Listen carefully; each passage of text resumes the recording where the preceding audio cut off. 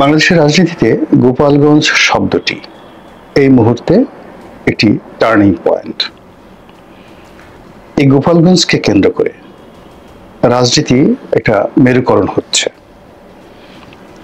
এবং এই গোপালগঞ্জ নিয়ে আওয়ামী লীগ এবং তাদের যারা সমর্থক রাজনৈতিক শক্তি রয়েছে তাদের অস্তিত্ব, বেঁচে থাকা, টিকে থাকা এটা যেভাবে নির্ভর করছে, আবার আওয়ামী লীগের যারা বিপক্ষ শক্তি তাদেরও বেঁচে থাকা, টিকে থাকা, উন্নয়ন করা এটা নির্ভর করছে।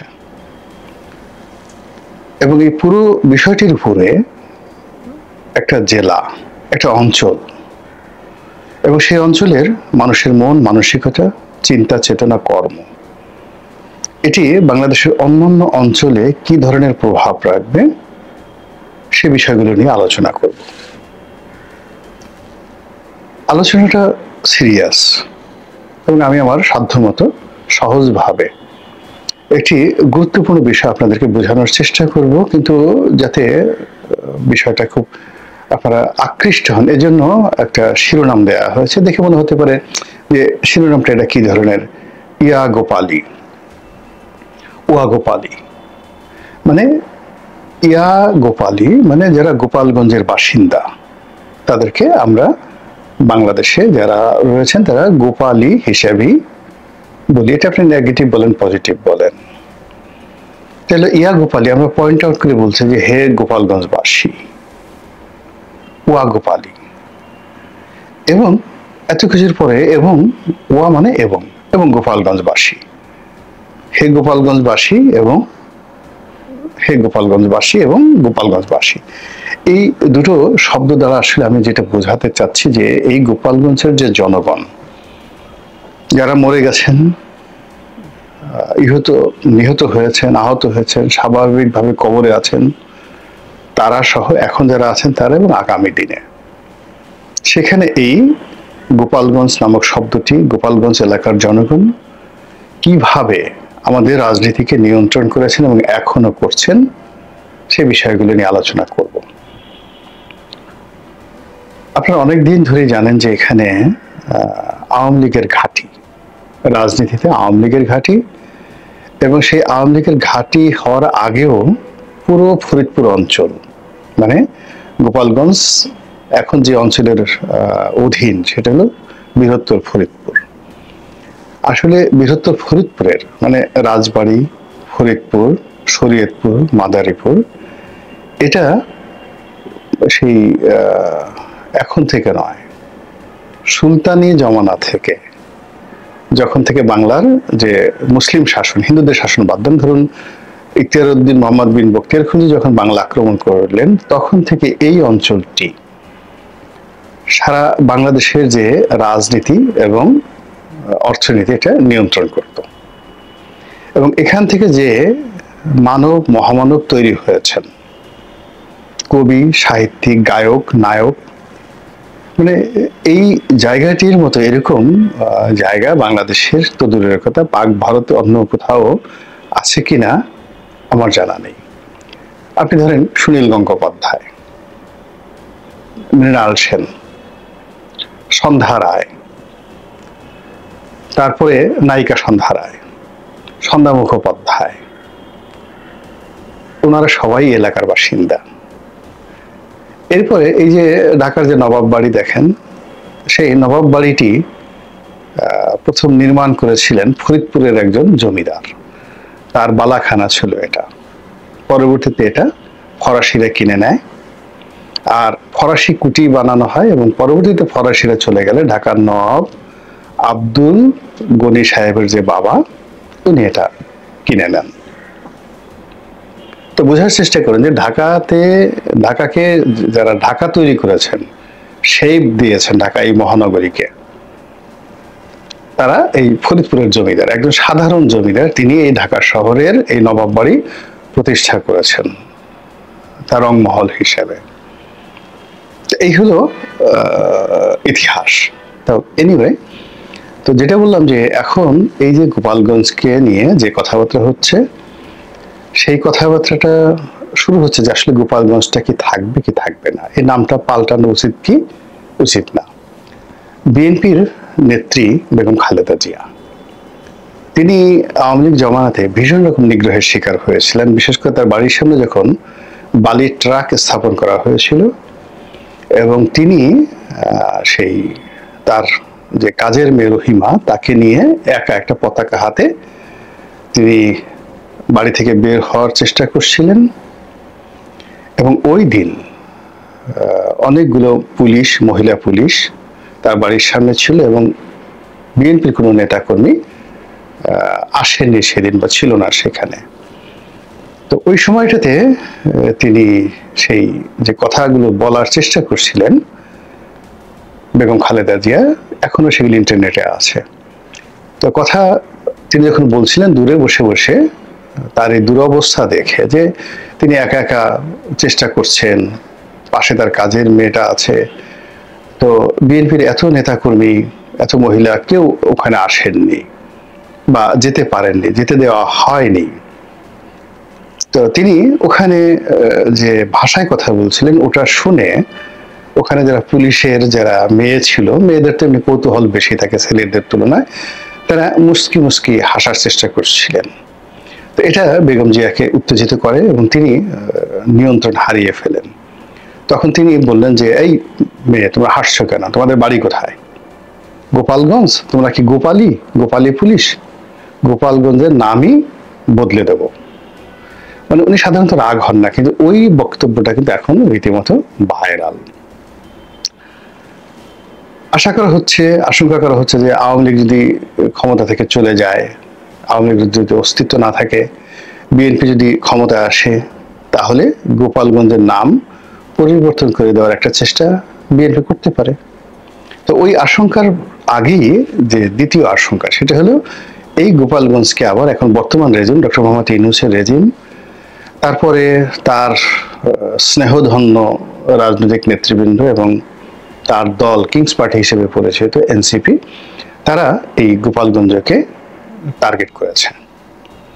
এখন তাদের গোপালগঞ্জে যেতে হবে, এই কারণ হলো তারা খুব ন্যায্য কথা বলছেন যে গোপালগঞ্জ তো বাংলাদেশের আলাদা কোনো অংশ নয়। যেভাবে ধরেন আমরা পাহাড়ি অঞ্চলকে নিজেদের মনে করছি, পাহাড়িরা মনে করছে যে এটা তাদের অঞ্চল, তাদের স্বায়ত্ত শাসন দরকার, আলাদা আলাদা দরকার, এবং এটা নিয়ে সেই পাকিস্তান জমানা থেকে যুদ্ধ চলছে পুরো পাহাড়ি হিল ট্র্যাক্স নিয়ে, এবং এটা এখনো চলছে। তো এমনি আমাদের একটা অঞ্চল, বিশাল অঞ্চল, যেটা নিয়ে আমরা বিপদে আছি, এবং তার সঙ্গে সাম্প্রতিককালে যুক্ত হয়েছে কক্সবাজার জেলা, এবং সেখানে জাতিসংঘ করিডোর নিতে চাচ্ছে, সেখানে মার্কিন সৈন্য সমাবেশ করতে চাচ্ছে। তো এই ঝামেলার মধ্যে যদি আবার গোপালগঞ্জকে আলাদা একটা এলাকা ধরা হয় এবং সেখানে যদি একটা যুদ্ধ অবস্থা বিরাজ করে, সেনাবাহিনীর ক্যান্টনমেন্ট মোতায়েন করতে হয়, এবং সেখানে যদি পার্বত্য এলাকার মতো অবস্থা তৈরি হয় যেখানে আওয়ামী লীগ ছাড়া কোনো লোক থাকবে না, তাহলে আপনি দেখুন গোপালগঞ্জ থেকে শুরু করে গোপালগঞ্জ, বাগেরহাট, ফরিদপুর, তারপরে মাদারীপুরের পরে শরীয়তপুর, এরপরে বরিশাল, বরগুনা, এই পুরো যে বেলটা, কোস্টাল বেলটা, যেটা একটা সময় একটা বিরাট নামকরা রাজত্ব ছিল, চন্দ্রদ্বীপ, মানে এই পুরো বেলটা একটা রাজত্ব ছিল, চন্দ্রদ্বীপ, এবং এটা এই রাজত্বের যে শেপটা, এটা প্রায় 1000 বছর ছিল। কখন এটা চন্দ্রদ্বীপ ছিল, কখন এটা বাখেরগঞ্জ ছিল, আগা বাখের। তো এই যে ঐতিহাসিক অবস্থা, এই ভাটির অঞ্চলকে নিয়ে একটা রাজত্ব ছিল, এবং যেটার মূল কেন্দ্রটা মূলত ফরিদপুর থেকে নিয়ন্ত্রিত হতো। কিন্তু এটার যে রাজধানী, এই যে দেখেন রাজেন্দ্র কলেজ, বিএম কলেজ, বরিশালের যে বিএম কলেজ, তারপরে শেষে বিএল কলেজ, ব্রজমোহন কলেজ, তারপর বিএল কলেজ, এই মানে পুরো যে বেলটা, আপনি যশোর বেল থেকে শুরু করে বাগেরহাট থেকে শুরু করে খানজাহান আলী, আগাবাখের, তারপরে চন্দ্রদ্বীপ, এটার 1000 বছরের এই পুরো বেলটা আলাদা ছিল। এমনকি 12 ভূঁইয়াদের জামানাতে এই অঞ্চলটি একটা আলাদা এলাকা ছিল। আপনি পদ্মা মেঘনা যমুনার ইতিহাস দেখেন, ফলে সেই ইতিহাসটা আবার মানে দুটো অংশ আপনি দেখেন, মানে বাংলাদেশ মানে কয়েকটা অংশ ছিল, উত্তরবঙ্গ একটা অংশ ছিল যেটাকে পন্ডু বলা হতো, বগুড়া, রংপুর, দিনাজপুর, এবং এখন গিয়ে আপনি দেখবেন যে বিরাট একটা প্রাসাদ আছে চাঁপাইনবাবগঞ্জে মুঘলদের। তো ওখান থেকে আলাউদ্দিন হোসেন শাহ, নূরুজ্জামান শাহ, পরাগল শাহ, তারা ওখান থেকে রাজত্ব চালাতেন, এবং সেই রাজত্বের যে বিরাট অংশ উত্তরবঙ্গকে তারা একটা আলাদা করে ফেলেছিলেন। আবার আমাদের যে এই ঢাকা, সোনারগাঁ, ময়মনসিংহ, টাঙ্গাইল এই অঞ্চলকে নিয়ে ইশাখা, মুশাখা ওনারা একটা রাজত্ব করেছিলেন এই বেলটা। আর দক্ষিণবঙ্গ সেটাকেও আলাদা করে ফেলেছিলেন, যেটা বললাম যে এই যে বিভিন্ন সময়, এবং আমাদের যে বিক্রমপুরটাও কিন্তু তার একটা সময় এই অঞ্চলের মধ্যে, ফরিদপুর অঞ্চলের মধ্যে নিয়েছিল, এবং বিক্রমপুরে সবচেয়ে বড় গ্যারিসন ছিল সেই সেন যুগে, বল্লাল সেন, বিজয় সেন এবং লক্ষণ সেন। এবং লক্ষণ সেন যখন নদিয়া থেকে চলে এলেন পালিয়ে ইখতিয়ারউদ্দিন মোহাম্মদ বিন বখতিয়ার খলজির জমানাতে, তিনি এবং তার বংশধররা আরো বহু বছর এই অঞ্চল শাসন করেছেন এই বিক্রমপুরে বসে। ফলে বিক্রমপুর, ফরিদপুর, বরিশাল, পটুয়াখালী, পুরো যে বেলটা, এই বেলটার একটা ইতিহাস আছে, এবং যেটা এখন এবং এটার বেলটার কতগুলো কেন্দ্র, কখনো বরিশাল হয়েছে, কখনো বাকেরগঞ্জ হয়েছে, কখনো আমাদের বাউফল মানে পটুয়াখালী জেলার বাউফল এটা রাজধানী ছিল একটা সময়টাতে, কখনো ফরিদপুর ছিল। তো এইভাবে যে বেলটা ঘুরেছে বিক্রমপুর থেকে পুরো এলাকাটা, এখন এটা চলে গেছে গোপালগঞ্জে। কিন্তু গোপালগঞ্জে যাই হোক না কেন, বা গোপালগঞ্জ থেকে যদি আপনি ধরেন একেবারে বাগেরহাট, খানজাহানের রাজধানী, কিংবা ধরেন চন্দ্রদ্বীপের রাজধানী সেই বাউফল উপজেলা, কিংবা আপনি ধরেন বরিশাল শহর, কিন্তু ওই যে থিওলজি, পলিটিক্যাল যে থিওলজি, সেটা একই, যেটার কেন্দ্র এখন চলে হয়ে গেছে গোপালগঞ্জ। কাজী আপনি যদি গোপালগঞ্জকে ওয়া গোপালি মানে এটাকে ইতিহাস যদি না জানেন, তাহলে এটাকে আপনারা সেইভাবে আনতে পারবেন না। ফলে যারা গোপালগঞ্জ আক্রমণ করতে চাচ্ছেন, গোপালগঞ্জ যেতে যাচ্ছেন, তারা কিন্তু বুঝে শুনে যাচ্ছেন যে এটা একটা বিভেদের রেখা টানছে। বা উত্তরবঙ্গ, এই যে দেখেন বগুড়া হয়ে যাচ্ছে বিএনপির, বা এরশাদ, তাহলে এরশাদের সাথে মানে জাতীয় পার্টির সাথে বিএনপির কেন সংযোগ হচ্ছে না, এবং কোনোদিন হবে না। কেন হবে না? বিকজ ওই যে অঞ্চলটি, সেই উত্তরবঙ্গে যে পুরো অঞ্চলটি হাজার বছর ধরে যারা শাসিত হয়েছে, এখানে একই রাজ্যে দুজন রাজা থাকতে পারে না। এই কারণে জাতীয় পার্টি এবং বিএনপি কখন উত্তরবঙ্গকে কেন্দ্র করে তাদের মধ্যে বন্ধুত্ব হবে না, একজন থাকবে। কিন্তু পুরো দক্ষিণবঙ্গে এখানে আওয়ামী লীগ মানে সে তাদের হাজার বছরের যে ট্র্যাডিশনে, সেই জায়গাটায় গোপালগঞ্জকে হেডকোয়ার্টার করে যে বেলটা তারা তৈরি করে ফেলেছে ভোটের ক্ষেত্রে, এটাকে ভাঙার জন্য বিএনপিও চেষ্টা করতে হবে আগামীতে, এবং এনসিপি, ডক্টর ইউনূস যদি ক্ষমতায় থাকেন, তাদেরকেও এটা নিয়ে চেষ্টা করতে হবে। এখন সেই চেষ্টায় তারা সফল হবে কি হবে না, এটা কতগুলো ঐতিহাসিক ব্যাখ্যা রয়েছে। ঐতিহাসিক ব্যাখ্যা হলো যে মুঘলরা বা ইখতিয়ারউদ্দিন মোহাম্মদ বিন বখতিয়ার খলজি, মানে এরা সবসময়টাতে তাদের যে রাজত্বটা, সেই রাজত্বটা তারা রেখেছে স্থল ভূমিতে। এমনকি ইলিয়াস শাহী বংশ, তারাও তাদের যে রাজত্বটা স্থল, যে এলাকা, উঁচু এলাকা, সেই কেন্দ্রিক তারা করেছে। কিন্তু তারা ভাটির যে অঞ্চল, বিশেষ করে হাওর অঞ্চল, যেমন নেত্রকোনা, সুনামগঞ্জ, সিলেট, এই অঞ্চলে তারা যায়নি। ফলে ওটা একটা ভিন্ন ইতিহাস। ওটা আবার এই আমাদের গোপালগঞ্জ বা উত্তরবঙ্গের মতো এতটা এনলাইটেন না। ওটা আসামের সাথে জড়িত, আসামের ইতিহাসের সঙ্গে জড়িত। তো মুঘলরা তাদের যে পুরো জমানাটা, 350 বছরের জমানাটা, তারপরে মুঘলের আগে যারা ছিলেন তারা বারোভিয়ার আগে ছিলেন সুলতানরা, তারা কখনোই এই দক্ষিণ অঞ্চলকে টাচ করতে পারেনি। দক্ষিণ অঞ্চল তারা যে নেতা নির্বাচন করেছে, সান অফ দ্য সয়েল, নিজেদের মধ্য থেকে সেখানে নেতা হয়েছে, এবং অসংখ্য জমিদারি সেই সুলতানি আমল থেকে সেখানে ছিল, ইখতিয়ার উদ্দিন মোহাম্মদ বিন বখতিয়ার খলজির আসার আগে থেকে সেখানে ছিল। এবং ওই তাদের একটা কম্বাইন্ড কখনো কখনো লিডারশিপ ছিল, তারা আনুগত্য প্রকাশ করেছে। খান জাহান আলীকে, আগা বাঘেরকে তারা যাকে বলা হয় কর দিয়েছে, কিন্তু তারা স্বাধীন ছিল। তো এই যে স্বাধীনতার যে একটা মন মানসিকতা হাজার বছরে দক্ষিণবঙ্গের মানুষের মধ্যে গড়ে উঠেছে, এটা কিন্তু এখনো আছে। আপনি সদরঘাটের লঞ্চে গিয়ে ঢাকার যত বড় মাস্তান হন, বরিশালের লোকের সাথে মারামারি করে পারবেন না। আপনাকে এমন একটা কেনু দিয়ে বুড়িগঙ্গা নদীতে ফেলে দিবে, আপনি ঢাকার দেখবেন যে AK-47 রেখে আপনাকে সদরঘাট থেকে পালাতে হবে। আপনি ওই যে আপনি সদরঘাটের লঞ্চে মানে সদরঘাটের টার্মিনালে আপনার মাস্তানি একরকম, ইসলামপুরের মাস্তানি একরকম, কিন্তু যেই মুহূর্তে আপনি কোনো লঞ্চের ডেকে যাবেন, ডেকে গিয়ে আপনি ওখানে মাস্তানি করে ফিরে আসতে পারবেন না। সাহসী অন্যরকম। আপনি পটুয়াখালী যান, গলাচিপাতে যান, আমার নির্বাচনী এলাকাতে যান, আপনি এই যে দেখেন আমাদের এলাকাতে যারা যারা বের হয়ে আসছে, আমার আগে এমপি ছিলেন ওখানে আখমদ জাহাঙ্গীর হোসেন, যারা রাজনীতি করেন তারা জানেন যে তিনি কত বড় সাহসী, শক্তিশালী, কৌশলী ছিলেন।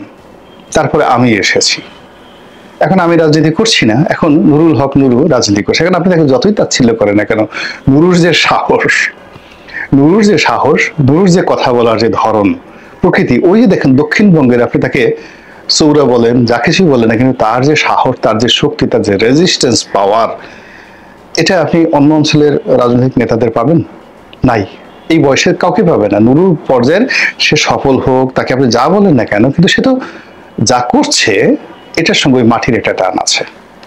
আচ্ছা, আপনি দেখেন আর এক চৌরা, আপনি চরমোনাই পীর সাহেবের দুই ভাই, তাদের সাহস দেখেন, তাদের শক্তি দেখেন, লুঙ্গি পরে, পাঞ্জাবি পরে, স্বাভাবিকভাবে তারা ঘুরে ঘুরে তারা যেভাবে কথা বলছে, শেখ হাসিনার জবানাতে যেভাবে কথা বলছে, তারা তো কখনো তাদের জবান বন্ধ করতে পারেননি আপনি। এটা হলো ওই মাটির একটা শক্তি। এখন বঙ্গবন্ধুকে ঠিক সেম অবস্থা। এ তো মানে হঠাৎ করে নেতা হয়নি, সে বঙ্গবন্ধুর আত্মজীবনীতে পড়ে দেখেন, সে একেবারে শিশু বয়স থেকে, যখন সে 7-8 বছরের মানুষ, তখন থেকে মারামারি, কাটাকাটি, ফুটবল খেলা, নেতা হওয়া, জেলে যাওয়া, সেই মানে ব্রিটিশ জমানাতে সে জেলে চলে গেছে স্কুলে থাকতে। এটা তো হয় না, ওটা ওই মাটির গুণ। এবং ওই মাটির গুণ একা বঙ্গবন্ধু। আমি যখন গলাচিপাতে গেলাম, আমি গলাচিপার সঙ্গে আমি গিয়ে দেখি মানে যে এই মানুষ খুব সাহসী। সে 7 কিলোমিটার নদী, আমি গিয়ে দেখলাম যে ওখানে কয়েকজন লোক আছে যারা কুমির, যে কুমিরের সাথে লড়াই করে কুমির মেরে তারপর তারা উঠে আসছে। কুমির 2 চোখের মধ্যে সেই যাকে বলা হয় আঙ্গুল ঢুকিয়ে দিয়ে সেই তারপরে কুমির তাদেরকে ছেড়ে দিয়েছে, ওই অবস্থায় সে সাতরায় চলে আসছে। আমার বাড়ি গলাচিপার যে এলাকাতে, ওখানে আর নুরুর বাড়ি যেখানে, এই দুইয়ের মধ্যে একটা নদী আছে, তেঁতুলিয়া নদী, 7 কিলোমিটার প্রশস্ত, 7 কিলোমিটার প্রশস্ত।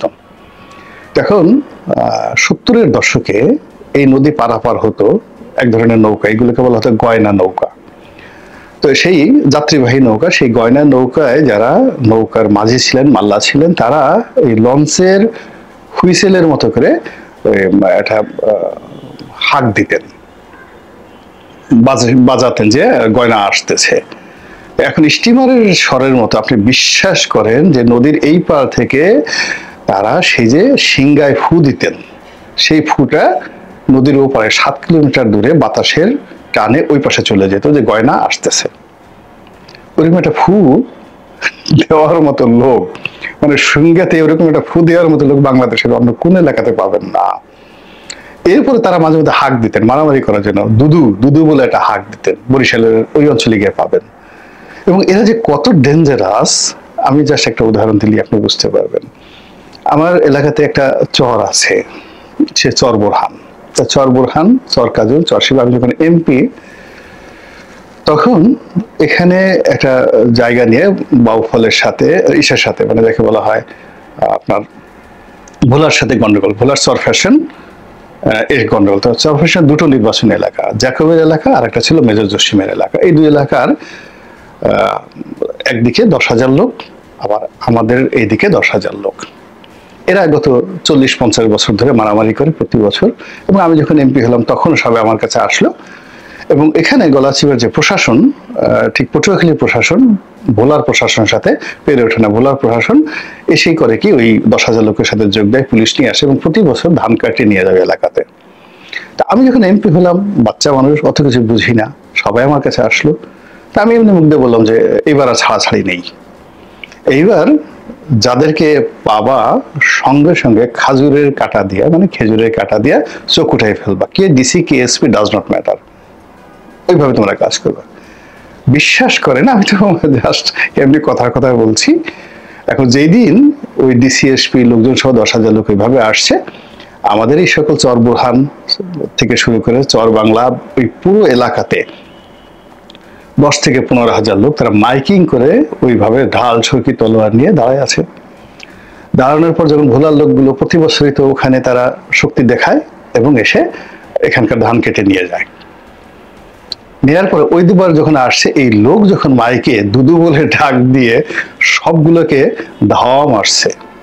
ধাওয়া মারার পরে এই যে গোপালগঞ্জে যে ঘটনাটা ঘটছে, ঠিক সেম ঘটনা ওখানে ঘটে গেছে। এবং এখনো পর্যন্ত ওই যে 2009 সনে যে মানে তাদেরকে তাড়ানো হয়েছে, এখনো পর্যন্ত ভোলার লোক আর এই পাশে এসে ওই ধান কাটার মতো অবস্থা করতে পারে না, কোনো ডিসিএসপি কেউ নাই। এরপর ভয়টা এমন ভাবে ছড়াই পড়লো, এখন ওখানকার যারা লোকজন আছে তারা সেই এমপি জ্যাকবকে আর যাকে বলা হয় মেজর জসিম, দুজন আমার খুব ঘনিষ্ঠ, জ্যাকব ছোট ভাই, জসিম বন্ধু মানুষ, তো তাদেরকে বলল যে এমপি সাহেবকে একটু রাগ কমাতে বলেন, সে যে তার লোকদেরকে হুকুম দিছে আমাদের চোখ উঠেই ফেলবে খেজুরের কাটা দিয়া। এখন এই ভয়ে তো অস্থির, তারা যেন এই কাজটা না করে। গলাচিপের লোক খুব ডেঞ্জারাস, এই তারা এই খেজুরের কাটা দিয়ে আমাদের চোখ উঠেই ফেলবে। এরপরে মেজর জসিম তার ওয়াইফ নিয়ে আমার বাসায় আসলেন, বলে রনি ভাই আপনি তো কি ভয় দেখাইছেন, এই তো লোকজন আমাকে বলছে আপনাকে ম্যানেজ করার জন্য লোকজনকে যেন খেজুরের কাটা দিয়ে চোখ না ওঠায়। আপনি বুঝার চেষ্টা করেন যে নেতা যখন থাকে তখন এই চরাঞ্চলের মানুষগুলো কতটা দুর্ধর্ষ হয়ে ওঠে। এই আমার জীবন এটা বললাম, এরকম অসংখ্য ঘটনা আমার 5 বছরের জীবনে আমি যদি বলি আপনার কাছে মনে হবে যেন মানে সেই মধ্যযুগের যে যুদ্ধ, সেরকম যুদ্ধের মতো ঘটনা গলাচিপে 10 মিনিটে এমপিগিরি করে আসছি। অসংখ্য ঘটনা, সাহসটা এমনি এমনি হয় না। মানে একদিকে আমার যারা সমর্থক 5,000 লোক, আমার প্রতিপক্ষ 5,000 লোক, সবার হাতে ঢাল সরকি, সেখানে নিয়ে আমি মানে আমাকে নেতা হিসেবে হেলমেট মাথায় দিয়ে ওদের সামনে গিয়ে দাঁড়াতে হয়েছে, আসো পারলে মারো, দেখি কত শক্তি। তা আমার লোক ঝাঁপিয়ে পড়েছে, ওরা সব পালিয়ে চলে গেছে। এইভাবে সেখানে রাজনীতি করতে হয়েছে এবং ওই কালচারটা ওই বেল্টে গোপালগঞ্জে আছে। যেটা দেখেন যাকে বলা হয় ব্রাহ্মণবাড়িয়াতে, তো ব্রাহ্মণবাড়িতে ওরা যে মারামারি করে ওটা খুব অল্প সময়ের জন্য, কিন্তু গোপালগঞ্জ বা ওই অঞ্চলে এদের রক্তের মধ্যে আয়োডিন বেশি, মাছ খায়, লবণ বেশি, জেহান বেশি, জিদ বেশি। ফলে আপনি এখানে গুলি করে এই 4 জন কেন 4,000 লোককে মেরেও এই জিনিসটা আপনি কখনো পারবেন না। ফলে ওখানে যদি রাজনীতি করতে হয় সান অফ দ্য সয়েল লাগবে। এরশাদ সাহেব সর্বোচ্চ চেষ্টা করছে গোপালগঞ্জকে করায়ত্ত করার জন্য। এখানে তারা গোপালগঞ্জের সবচেয়ে শক্তিশালী পরিবার, এই যে ধরুন কাজী ফিরোজ রশিদ সাহেবের পরিবার, কাজী ফিরোজ রশিদকে উনি মন্ত্রী বানিয়েছেন, ফুল মন্ত্রী। ওখানে জেলা পরিষদের চেয়ারম্যান, উপজেলার চেয়ারম্যান ওই কাজী ফিরোজ রশিদের ভাই, বড় ভাই মন্টু কাজী, তাকে দায়িত্ব দেওয়া হয়েছে। তারপরে ফরিদপুরে শাহ মোহাম্মদ আবু জাফরের মতো আওয়ামী লীগের কিংবদন্তির নেতাকে উনি রিক্রুট করেছেন। তারপরে এই যে কামাল ইবনে ইউসুফ, এই পরিবার থেকে জিয়াউর রহমান সাহেব যেমন রিক্রুট করেছেন, কামাল ইবনে ইউসুফ পরিবার। এরশাদ সাহেব ওই একই কামাল ইবনে ইউসুফের পরিবার থেকে তিনি রিক্রুট করেছিলেন, জেলা পরিষদের চেয়ারম্যান হয়েছেন, উপজেলা চেয়ারম্যান হয়েছেন, কিন্তু কাজ হয় নাই। সবাই চেষ্টা করেছে, জিয়া রহমান সাহেব চেষ্টা করেছেন, সবাই চেষ্টা করেছেন, তারা রাজনীতি করতেছেন, কিন্তু আলটিমেটলি ওখান থেকে যে ভ্যালুসটা রয়েছে সেই ভ্যালুসটা দূর করা যায়নি। এই জন্যই বললাম যে ইয়া গোপালী ওয়া গোপালী। তো এই জিনিসটিকে মোকাবিলা করতে হলে ওখানকার মাটি, মানুষ, তাদেরকে লাগবে, সন অফ দ্য সয়েল লাগবে এবং আরো অনেক কিছু। আদারওয়াইজ রাতারাতি গেলে শুধু অশান্তির সৃষ্টি হবে, এখানে সেনাবাহিনী দিয়েও কাজ হবে না, দুটো রেজিমেন্ট দিয়ে কোনো কাজ হবে না, এটা আমি লিখে বলে দিতে পারি। আল্লাহ আমাদের সবাইকে হেদায়েত দান করুন এবং হেফাজত করুন। আসসালামু আলাইকুম ওয়া রাহমাতুল্লাহি ওয়া বারাকাতুহু।